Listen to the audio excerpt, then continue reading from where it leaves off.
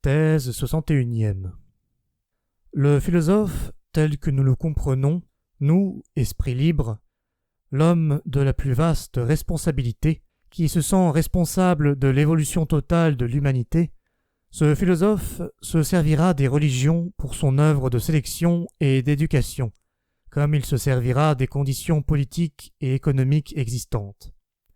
L'action sélective, éducative, c'est-à-dire destructive autant que créatrice et formatrice, qu'il est possible d'exercer avec l'aide des religions, est une action diverse et multiforme selon l'espèce d'hommes qui sont placés sous leurs contraintes et leur tutelle.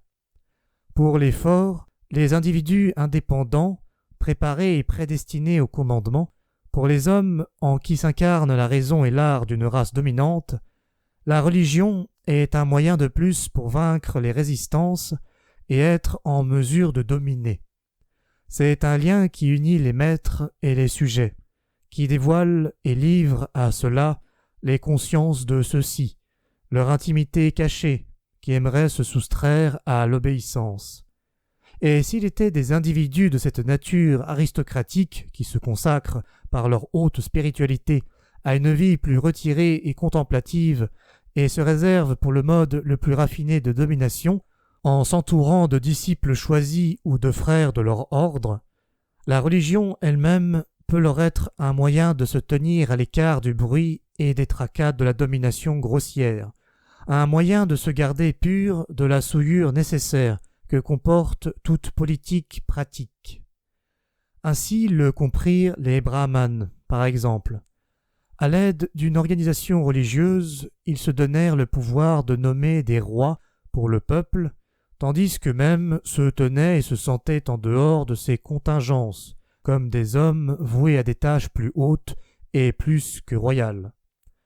D'autre part, la religion donne à une partie des sujets l'occasion de se préparer au commandement et à la domination qu'ils exerceront un jour. Je veux parler de ces classes et de ces états qui montent lentement et dans lesquels, grâce à d'heureuses pratiques matrimoniales, la force et le plaisir de vouloir, la volonté de se dominer soi-même, ne cessent de s'affirmer.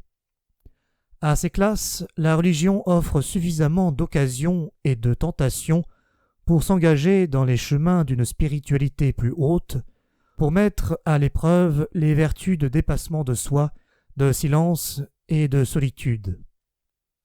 L'éducation et l'ennoblissement d'une race qui entend s'élever au-dessus de son origine plébéienne et se préparer à la domination future passe presque obligatoirement par l'ascétisme et le puritanisme. Aux hommes du commun, enfin, à la grande masse, à ceux qui ne vivent et ne doivent vivre que pour servir et se rendre utiles à l'intérêt général, la religion dispense l'inappréciable bienfait de les rendre contents de leur sort et de leur situation. Elle leur apporte de diverses manières la paix du cœur, elle ennoblit leur obéissance, elle leur permet de se réjouir un peu plus, de souffrir un peu plus avec leurs semblables. Elle transfigure, embellit et justifie dans une certaine mesure toute leur vie quotidienne, toute l'abjection et la misère à demi animale de leur âme.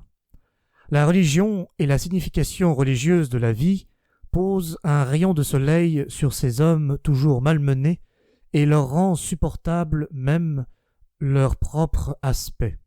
Elle agit sur eux comme la philosophie épicurienne a coutume d'agir sur les malades d'une condition plus relevée. Elle réconforte, affine, tire parti en quelque sorte de la souffrance, en fin de compte, la sanctifie et la justifie.